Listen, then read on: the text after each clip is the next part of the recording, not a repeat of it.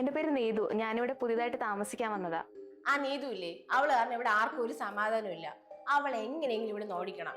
അവളോടൊന്ന് മാറ്റാൻ house owner സമ്മതിക്കുന്നില്ല. അവള് വരുന്നില്ല പറഞ്ഞത്. എടാ, നമ്മൾ അയാളെ കിഡ്നാപ്പ് ചെയ്തു. നിങ്ങൾ എന്ത് മണ്ടത്തരം കാണിച്ചത്? അയാളുടെ മോൻ ഇവിടുത്തെ SI ആണ്. അവൾ ഒറ്റയ്ക്കുള്ളപ്പോഴേ അവളുടെ മുറിയിലോട്ട് അവന്മാരിലൊരുത്തനെ നമ്മൾ കയറ്റിവിടുന്നു. എന്തിനെ? ഒരു പെണ്ണ് റൂമിൽ ഒറ്റയ്ക്കുള്ളപ്പോഴേ ഒരുത്തൻ എന്തിനായിരിക്കും അവള് റൂമിൽ കയറുന്നേ?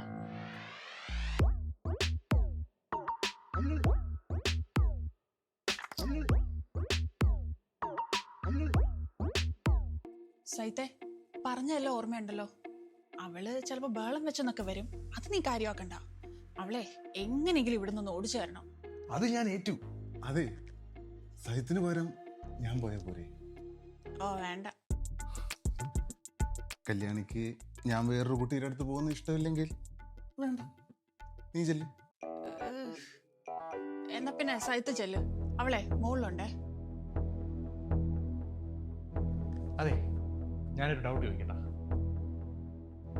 എന്താ? ഞാൻ എന്തെങ്കിലും കഴിഞ്ഞിട്ട് ചെയ്തോട്ടെ ഈ സീനിൽ? ഞാൻ എന്തേലും ചെയ്, കോളം ആക്കല്. ഞാനിന്നത് പൊളിക്കും. പോട്ടെ. ആ ചെല്ല്.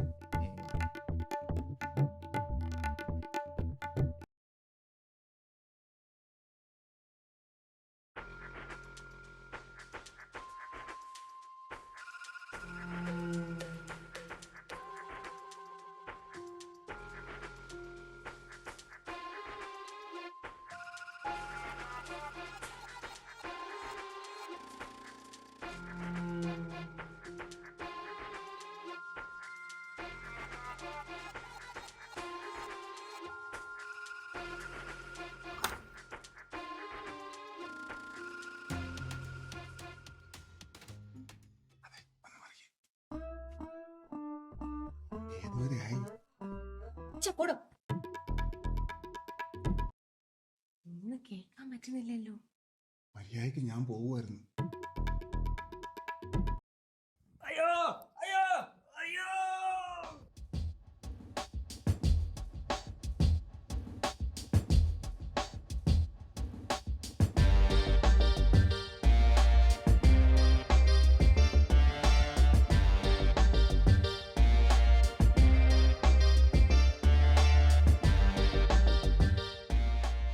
ഇവിടെ വീഴ്ത്താൻ പോയത് എവിടെ? അയ്യോ എടാ, അയ്യോ എടാ ചത്താ? ചത്ത് ചത്ത് ചത്ത് ചത്ത്. വാടാ, എടാ എണീ. ഇപ്പൊ കറക്കി വീഴ്ത്താന്നും പറഞ്ഞ് പോയിട്ട് ദാ കിടക്കണു വായ വെട്ടിയിട്ടോണ്ട്. ഏയ് എണീ, എണീക്കടാ. അതെ, ഒന്ന് പിടിച്ചേ. പൊങ്ങണില്ല പിടി. അതെ, ബോധം ഇല്ലെങ്കിൽ ഒന്ന് കോഴിയാണ്. കൂടുതൽ അടുപ്പിക്കണ്ട.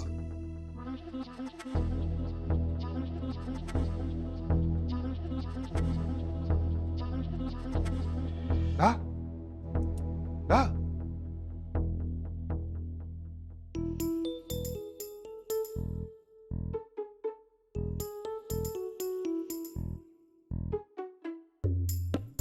എണീറ്റ്. എണീക്ക്. എന്തു പറ്റിയേ? നീ പിടിക്കണ്ട. മനം കിട്ടിയൊന്നും പോരെ? എന്തോന്ന് പറ്റിയത്?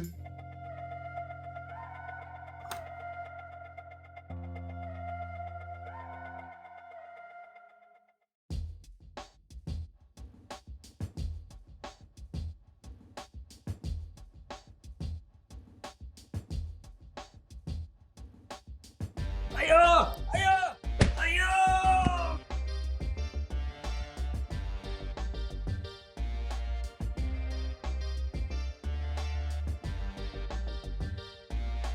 അവള് കരാട്ടയിൽ ബ്ലാക്ക് ബെൽറ്റ് ആണ്. നിങ്ങൾ ആരെങ്കിലും പറഞ്ഞു തരണ്ടേ?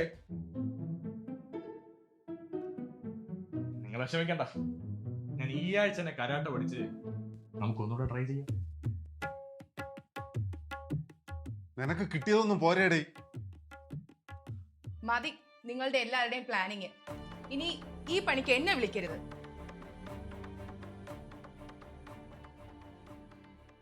അതെ, ഇതിനേക്കാൾ നല്ലത് എന്റെ മുട്ടക്കൂടോത്രമായിരുന്നു.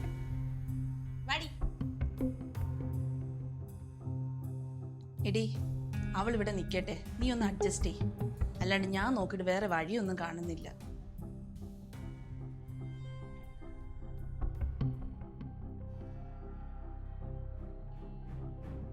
അതെ, അവളെ ഈ വീട്ടിൽ നിന്നല്ല, ഈ നാട്ടിൽ നിന്ന് തന്നെ ഓടിക്കാനുള്ള ഒരു ഐഡിയ എന്റെ കയ്യിലുണ്ട്. പ്രേമിക്കണം, അവളെ ആത്മാർത്ഥമായിട്ട് പ്രേമിക്കുകയാണെന്ന് വിശ്വസിപ്പിക്കണം. മനസ്സിലായില്ല. നീതുവുമായിട്ട് നമ്മളിൽ ഒരാൾക്ക് റിലേഷൻഷിപ്പിൽ എത്താൻ പറ്റിയ നമ്മൾ എന്ത് പറഞ്ഞാലും അവള് കേൾക്കും. ഗുഡ് ഐഡിയ അളിയ. ഞാൻ നാളെ തന്നെ അവളെ പ്രപ്പോസ് ചെയ്യുന്നു. ഒടിച്ചു മടക്കി നിങ്ങളെ കൈ തരും.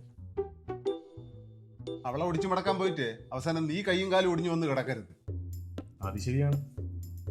സാരമില്ല, ഞാൻ കരാട്ടെ പഠിച്ചിട്ട് അവളെ പ്രപ്പോസ് ചെയ്യും. അതെ, നിങ്ങൾ രണ്ടുപേരും ഞങ്ങളുടെ ആളാണെന്നേ അവക്ക് ഇപ്പൊ തന്നെ മനസ്സിലായി കാണും. നിങ്ങളുടെ കൂട്ടത്തില് മൂന്നാമതൊരാളില്ലേ? ആര്? രഞ്ജിത്തോ? ആ, അയാള് തന്നെ. അയാളാണ് ബെസ്റ്റ് ആള്. പക്ഷെ അയാൾ ഇതിന് വില്ലിങ് ആവോ? ആ കാര്യം ഞാൻ ഏറ്റു. കല്യാണിക്ക് വേണ്ടി ഇത്രയെങ്കിലും ചെയ്തില്ലെങ്കിൽ പിന്നെ ഞാൻ കല്യാണിയെ സ്നേഹിക്കുന്നു എന്ന് പറയുന്നതിൽ എന്തർത്ഥം ഇരിക്കുന്നു? കല്യാണി നാളെ എങ്ങനെയെങ്കിലും അവളെ ഈ വീടിന്റെ പുറത്തെത്തിക്കാൻ നോക്കും. ബാക്കി കാര്യം ഞാൻ ഏറ്റു. ആ, ഓക്കെ.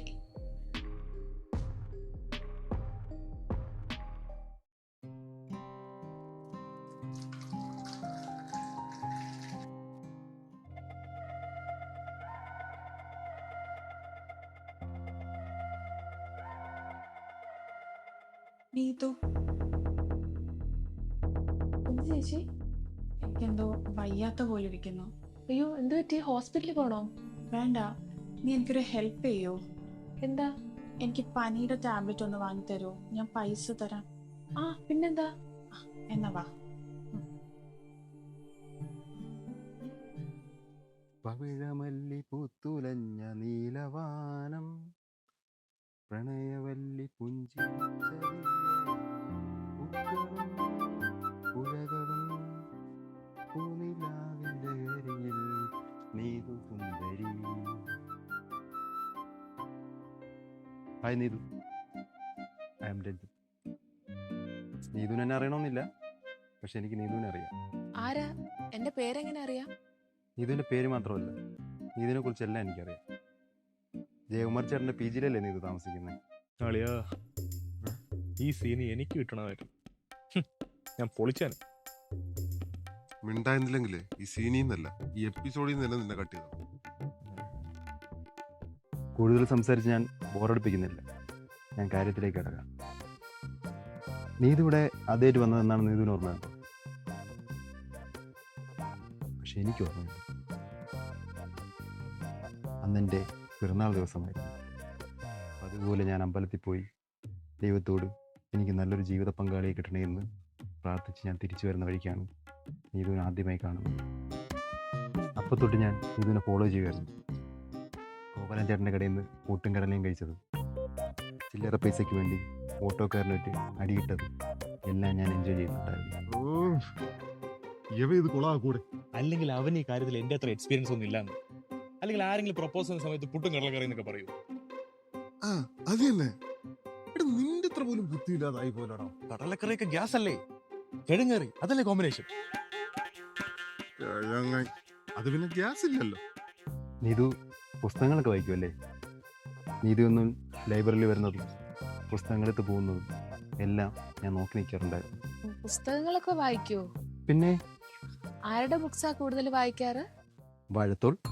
വള്ളത്തോളാണ് ഉദ്ദേശിച്ചത്. റൈറ്റ്. നിങ്ങൾ എന്തൊക്കെയായി പറയുന്നത്?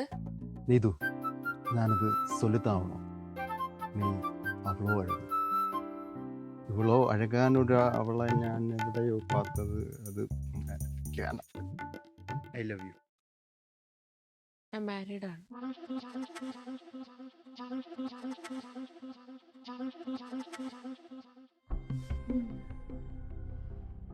അങ്ങനെ ഈ പ്ലാനും പൊളിഞ്ഞല്ലേ?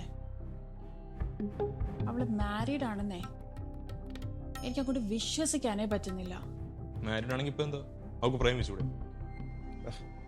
മണ്ടത്തരം പറയാടാ മണ്ട.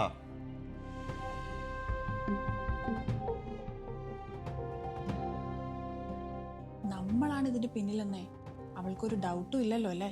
ഇല്ല രഞ്ജിത്ത് നമ്മളെ ടീമിലുള്ളതാണെന്ന് അവൾക്ക് മനസ്സിലായിട്ടില്ല.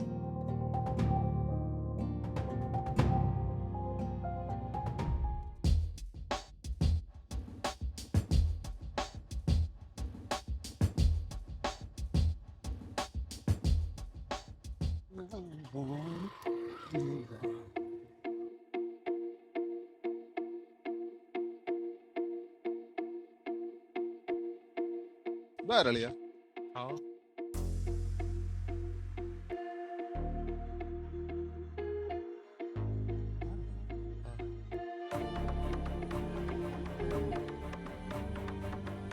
അണ്ണ എന്താ ഇവിടെ? ഞാൻ ഇവിടെ തന്നെ ഉണ്ടേ. 3 എണ്ണം ഉണ്ടല്ലോ. ചേട്ടാ അന്ന് ഒരു അബദ്ധം പറ്റിയാണ്, നമുക്ക് ആള് മാറിപ്പോയി. നിങ്ങൾക്കാളും മാറി, പക്ഷെ എനിക്കാളും മാറിയിട്ടില്ല. ഓഹോ, അപ്പൊ ചേട്ടൻ രണ്ടും കൽപ്പിച്ചതല്ലേ? എടാ ഗിരി,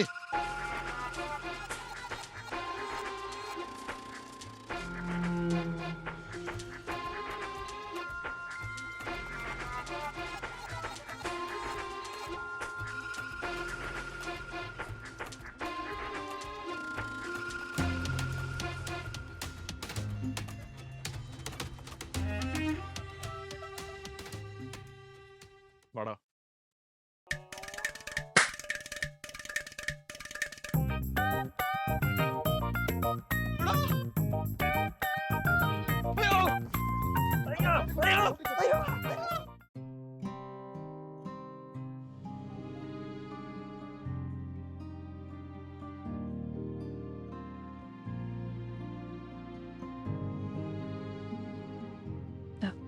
ഈ മാസത്തെ എൻ്റെ ഷെയർ.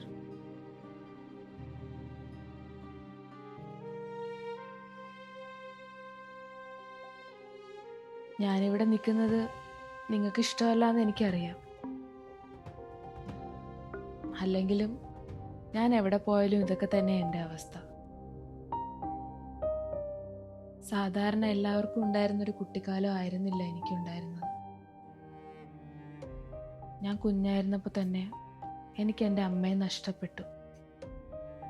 എൻ്റെ അമ്മയായിരുന്നു എനിക്കെല്ലാം.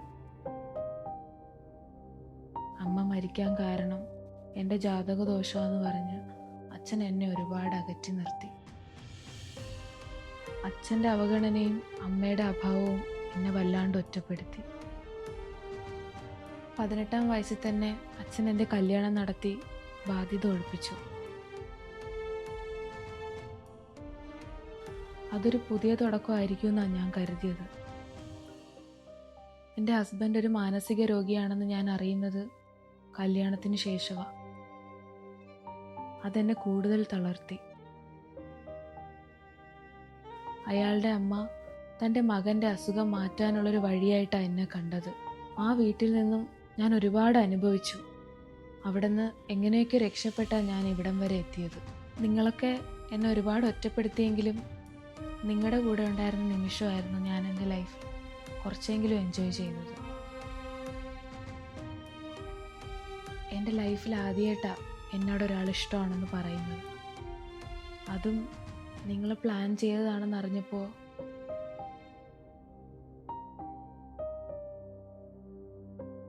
ഇനിയിപ്പോൾ ഞാനിവിടെ നിൽക്കുന്നതിൽ അർത്ഥമില്ല.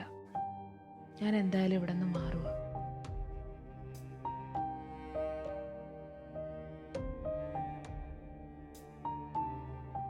നിങ്ങളെ ഏതെങ്കിലും രീതിയിൽ ഞാൻ വിഷമിപ്പിച്ചിട്ടുണ്ടെങ്കിൽ സോറി.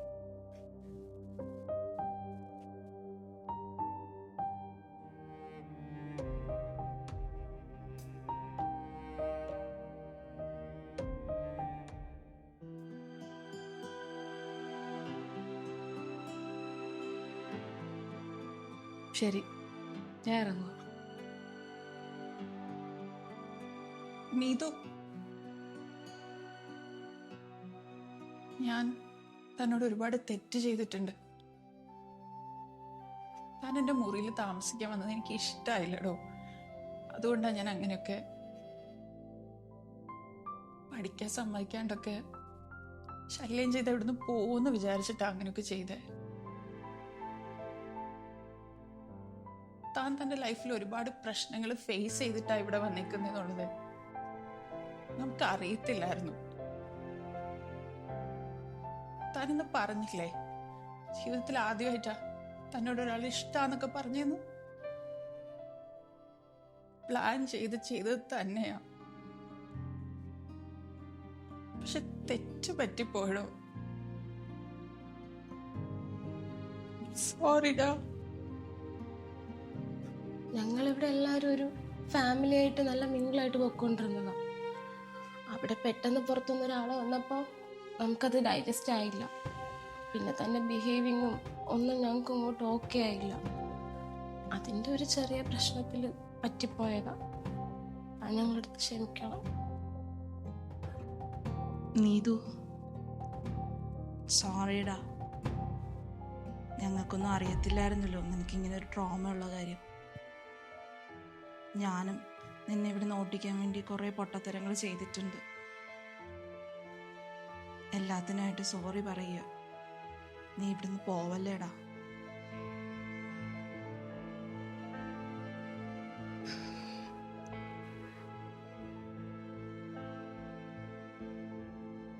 ഇത് നീ തന്നെ വെച്ചോ.